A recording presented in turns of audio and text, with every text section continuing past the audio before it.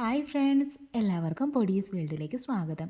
ഇന്ന് റാഗിപ്പൊടിയും നേന്ത്രപ്പഴവും ഉപയോഗിച്ചിട്ട് തയ്യാറാക്കി എടുക്കാൻ പറ്റുന്ന നല്ല ഹെൽത്തി ആയിട്ടുള്ളൊരു പലഹാരത്തിൻ്റെ റെസിപ്പി ആയിട്ടാണ് ഞാൻ വന്നിട്ടുള്ളത്. ഇത് നമുക്ക് രാവിലെ വേണമെങ്കിലും കഴിക്കാം, വൈകിട്ട് ചായയുടെ കൂടെ വേണമെങ്കിലും കഴിക്കാൻ പറ്റുന്ന ഒന്നാണ് കേട്ടോ. കുട്ടികൾക്കൊക്കെ വളരെ ഇഷ്ടപ്പെടുന്ന ഒരു റെസിപ്പിയാണ്. അതുപോലെ തന്നെ നമുക്ക് വിശ്വസിച്ച് കൊടുക്കാൻ പറ്റുന്ന ഒരു റെസിപ്പിയാണ്. നല്ല ഹെൽത്തി ആയിട്ടുള്ളൊരു റെസിപ്പിയാണ്.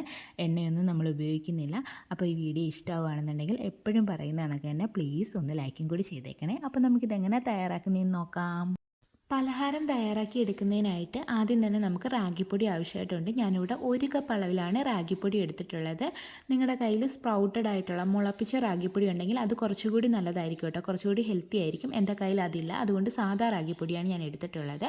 പിന്നീട് ഞാനിവിടെ 2 നേന്ത്രപ്പഴം കൂടി എടുത്തിട്ടുണ്ട്. അത്യാവശ്യം പഴുത്ത നേന്ത്രപ്പഴമാണ് എടുത്തിട്ടുള്ളത്, ഈ ഒരു വലിപ്പത്തിലുള്ളത്. നേന്ത്രപ്പഴം എടുക്കുമ്പോൾ എപ്പോഴും അത്യാവശ്യം പഴുത്ത നേന്ത്രപ്പഴം എടുക്കാൻ വേണ്ടിയിട്ട് നോക്കണേ. ഒട്ടും പഴുക്കാത്ത നേന്ത്രപ്പഴം ഈ ഒരു പലഹാരത്തിന് അത്ര ടേസ്റ്റ് കൊടുക്കത്തില്ല. നല്ല രീതിയിൽ പഴുത്ത് കറുത്ത് പോയ നേന്ത്രപ്പഴമാണെങ്കിലും കുഴപ്പമില്ല കേട്ടോ. പിന്നീട് ഞാനിവിടെ ഒരു 10 കാഷ്യൂനട്ട് എടുത്തിട്ടുണ്ട്. അതുപോലെ തന്നെ 10 ബദാമും കൂടി എടുത്തിട്ടുണ്ട്. അപ്പോൾ നിങ്ങളുടെ കയ്യിൽ ഉള്ളത് ഏത് നട്ട്സാണോ ആ നട്ട്സ് എടുക്കുക കേട്ടോ. ഇപ്പോൾ നട്ട്സ് ഇല്ലെങ്കിലും കുഴപ്പമില്ല, പക്ഷേ നട്ട്സ് ഉണ്ടെങ്കിൽ കുറച്ചുകൂടി ടേസ്റ്റി ആയിരിക്കും. ഇത് നമുക്കൊരു മിക്സിയുടെ ജാറിലേക്ക് ഇട്ടതിന് ശേഷം ഒന്ന് പൊടിച്ചിട്ടെടുക്കാം. ഫൈൻ പൗഡറാക്കി പൊടിക്കേണ്ട, ഒന്ന് തരിതരിപ്പാക്കി പൊടിച്ചിട്ടെടുക്കുക കേട്ടോ. അതിനുശേഷം മധുരത്തിന് ആവശ്യമായിട്ടുള്ള ശർക്കര നമുക്കൊന്ന് ഉരുക്കിയിട്ടെടുക്കാം. അതിനായിട്ട് 1/2 കപ്പ് പൊടിച്ച ശർക്കരയാണ് ഞാൻ എടുത്തിട്ടുള്ളത്. ഇനി നമുക്കിതിലേക്ക് ഒരു 1/2 കപ്പ് അളവിൽ വെള്ളവും കൂടി ഒഴിച്ചിട്ട് നമുക്കിതൊന്ന് ഉരുക്കിയിട്ടെടുക്കാം കേട്ടോ. ഈ ഒരു മധുരം എന്ന് പറയുന്നത് ആവശ്യത്തിനുള്ള മധുരമായിരിക്കും, ഒരുപാട് മധുരമൊന്നും കാണത്തില്ല കേട്ടോ. അപ്പോൾ ഇതാ ശർക്കരയൊക്കെ ഇവിടെ നിന്ന് റെഡിയായി വന്നിട്ടുണ്ട്. ഇത് നമുക്കൊന്ന് എടുത്ത് മാറ്റി വെക്കാം. അപ്പോൾ നിങ്ങളുടെ എടുക്കുന്ന ശർക്കര കല്ലും മണ്ണും അഴുക്കുമൊക്കെ ഉള്ള ശർക്കരയാണെന്നുണ്ടെങ്കിൽ ഒന്ന് അരിച്ചെടുത്ത് മാറ്റി വെക്കുക കേട്ടോ. അടുത്തതായിട്ട് നമ്മൾ എടുത്തു വെച്ചിട്ടുള്ള റാഗിപ്പൊടി ഒന്ന് റോസ്റ്റ് ചെയ്തിട്ട് എടുക്കാം. ഒരു ലോ ഫ്ലെയിമിൽ വെച്ചിട്ട് ഒരു 5 മിനിറ്റ് നേരത്തേക്ക് ഒന്ന് റോസ്റ്റ് ചെയ്തെടുത്താൽ മതിയാകും. നമ്മൾ റോസ്റ്റ് ചെയ്തെടുക്കുകയാണെന്നുണ്ടെങ്കിൽ നല്ലൊരു ടേസ്റ്റ് ആയിരിക്കും നമ്മുടെ ഈ ഒരു പലഹാരത്തിന്. അപ്പോൾ ഇതാ നമുക്ക് കണ്ടിന്യൂസ് ആയിട്ട് ഇളക്കി കൊടുത്തിട്ട് ഒന്ന് റോസ്റ്റ് ചെയ്തിട്ട് എടുക്കാം. പ്രത്യേകം ശ്രദ്ധിക്കുക, കരിഞ്ഞൊന്നും പോകരുത് കേട്ടോ. അപ്പോൾ ഇതാ റാഗിപ്പൊടിയൊക്കെ ഒന്ന് റോസ്റ്റായി വന്നിട്ടുണ്ട്. ഇത്രയും മതി. ഇനി നമുക്കിതെടുത്ത് വേറൊരു പാത്രത്തിലേക്ക് അങ്ങ് മാറ്റി വെക്കാം. ശേഷം നമുക്ക് ഇതേ കടായിലേക്ക് തന്നെ 1 ടേബിൾ സ്പൂൺ അളവിൽ നെയ്യൊന്ന് ഒഴിച്ചു കൊടുക്കാം. നെയ്യൊന്ന് ചൂടായി വരുമ്പോഴേക്കും നമുക്കിനി ഇതിലേക്ക് കുറച്ച് ഉണക്കമുന്തിരിങ്ങ ഞാൻ എടുത്തിട്ടുണ്ട്. അത് നമുക്കിതിലേക്ക് ഇട്ടിട്ടൊന്ന് റോസ്റ്റ് ചെയ്തിട്ട് എടുക്കാം. അപ്പോൾ ഇത് ഉണക്കമുന്തിരിങ്ങയൊക്കെ നന്നായിട്ട് വീർത്ത് വന്നിട്ടുണ്ട്. ഈ സമയത്ത് നമുക്കിതെടുത്ത് മാറ്റാം. ശേഷം നമുക്ക് ഇതേ നെയ്യിലേക്ക് തന്നെ നമ്മൾ നേരത്തെ എടുത്തു വെച്ചിട്ടുണ്ടായിരുന്ന ആ നേന്ത്രപ്പഴം ഞാൻ ഈ രീതിയിലൊന്ന് കട്ട് ചെയ്തെടുത്തിട്ടുണ്ട്. അത് നമുക്കിതിലേക്ക് ചേർത്ത് കൊടുത്തതിന് ശേഷം ഇത് നമുക്ക് നന്നായിട്ട് വഴറ്റിയിട്ടെടുക്കണം കേട്ടോ. ഈ ഒരു നേന്ത്രപ്പഴം നന്നായിട്ട് വഴറ്റിയിട്ട് അങ്ങ് ഉടച്ചിട്ടെടുക്കുക കേട്ടോ. ഒരു മീഡിയം ഫ്ലെയിമിൽ വെച്ചിട്ട് നന്നായിട്ട് വഴറ്റി ഉടച്ചിട്ടെടുക്കാം. അപ്പോൾ ഇതാ നേന്ത്രപ്പഴമൊക്കെ നന്നായിട്ട് വഴണ്ടി വന്നിട്ടുണ്ട്. ഈ സമയത്ത് നമുക്കിതിലേക്ക് തേങ്ങ കൂടി ചേർത്ത് കൊടുക്കാം. ഞാനിവിടെ ഒരു 1/4 കപ്പ് അളവിലാണ് ചിരകിയ തേങ്ങ എടുത്തിട്ടുള്ളത്. എന്നിട്ട് നമുക്ക് ഇതും ഒന്ന് വഴറ്റിയെടുക്കാം. ഒരു 2 മിനിറ്റ് നേരത്തേക്ക് ഒന്ന് വഴറ്റിയെടുത്താൽ മതി. ആ തേങ്ങയുടെ ഒരു പച്ച ചുവയൊന്ന് മാറി വരുന്നിടം വരെ ഒന്ന് വഴറ്റിയിട്ടെടുക്കാം. ശേഷം നമുക്കിതിലേക്ക് നമ്മൾ നേരത്തെ ഉരുക്കി വെച്ചിട്ടുണ്ടായിരുന്ന ആ ഒരു ശർക്കരപ്പാനി ഇതിലേക്ക് ഒഴിച്ചു കൊടുക്കാം. പിന്നീട് നമുക്കിതിലേക്ക് 1 നുള്ള അളവിൽ ഉപ്പ് കൂടി ചേർത്ത് കൊടുക്കാം. മധുരം ഒന്ന് ബാലൻസ് ചെയ്യുന്നതിന് വേണ്ടിയിട്ടാണ്. എന്നിട്ടൊന്ന് നന്നായിട്ട് മിക്സ് ചെയ്തിട്ടെടുക്കാം. ശേഷം ഇതിലേക്ക് ഒരു 1/4 ടീസ്പൂൺ അളവിൽ ഏലക്കാപ്പൊടി കൂടി ചേർത്ത് കൊടുക്കാം. എന്നിട്ട് നന്നായിട്ട് ഒന്നുകൂടി മിക്സ് ചെയ്തിട്ടെടുക്കാം. ഈ സമയത്ത് ഉടയാതെ കിടക്കുന്ന നേന്ത്രപ്പഴമൊക്കെ ഉണ്ടെങ്കിൽ ജസ്റ്റ് നമുക്ക് തവി വെച്ചിട്ടൊന്ന് ഉടച്ചിട്ട് കൂടി കൊടുക്കാം.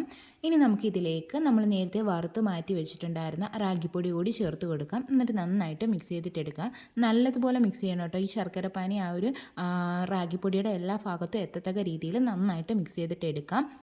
അപ്പോൾ അത് ഞാൻ നന്നായിട്ട് മിക്സ് ചെയ്തെടുത്തിട്ടുണ്ട്. ഇനി നമുക്ക് ഫ്ലെയിം അങ്ങ് ഓഫ് ചെയ്ത് കൊടുക്കാം. ശേഷം ഇതിലേക്ക് നമ്മൾ വറുത്ത് വെച്ചിട്ടുണ്ടായിരുന്ന ഉണക്കമുന്തിരി ചേർത്ത് കൊടുക്കാം. അതുപോലെ തന്നെ 1 ടേബിൾ സ്പൂൺ അളവിൽ വെളുത്ത എള്ളും കൂടി ഞാൻ ചേർത്ത് കൊടുക്കുന്നുണ്ട്. ഇപ്പോൾ നിങ്ങളുടെ കയ്യിൽ കറുത്ത എള്ളാണ് ഉള്ളതെങ്കിൽ അത് ചേർത്ത് കൊടുത്താലും മതിയാവും കേട്ടോ. പിന്നീട് നമുക്കിതിലേക്ക് നമ്മൾ നേരത്തെ പൊടിച്ച് മാറ്റി വെച്ചിട്ടുണ്ടായിരുന്ന ആ നട്ട്സിൻ്റെ പൗഡറും കൂടി ഇതിലേക്ക് ചേർത്ത് കൊടുക്കാം. എന്നിട്ട് ഇതെല്ലാം കൂടി നന്നായിട്ട് മിക്സ് ചെയ്തിട്ട് എടുക്കാം. അപ്പോൾ അതാ നമ്മുടെ മാവ് ഇവിടെ റെഡി ആയിട്ടുണ്ട്. കണ്ടില്ലേ, നല്ല സോഫ്റ്റ് ആയിട്ടുള്ള മാവായിട്ടാണ് ഇരിക്കുന്നത്. ഇനി ഇതിൻ്റെ ചൂട് ചെറുതായിട്ടൊന്ന് മാറി വരട്ടെ കേട്ടോ.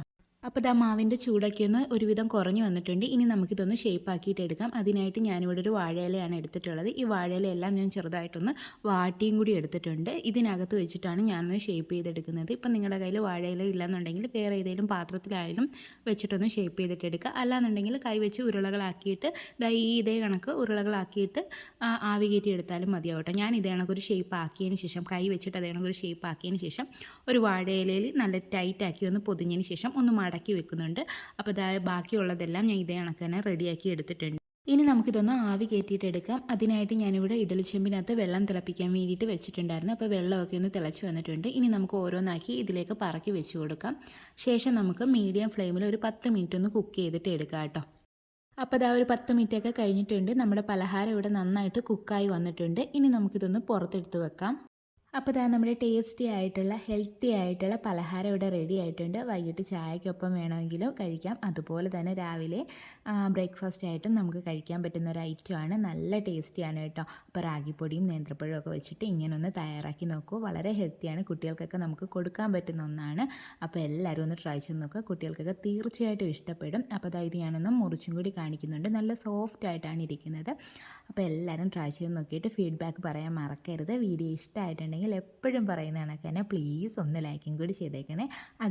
അതുപോലെ തന്നെ ആദ്യമായിട്ട് ചാനൽ കാണുന്ന കൂട്ടുകാരൊക്കെ ഉണ്ടെങ്കിൽ പ്ലീസ് ഒന്ന് സബ്സ്ക്രൈബ് ചെയ്ത് സപ്പോർട്ടും കൂടി ചെയ്യണേ. വീണ്ടും നല്ലൊരു വീഡിയോ ആയിട്ട് വരാം. Thanks for watching.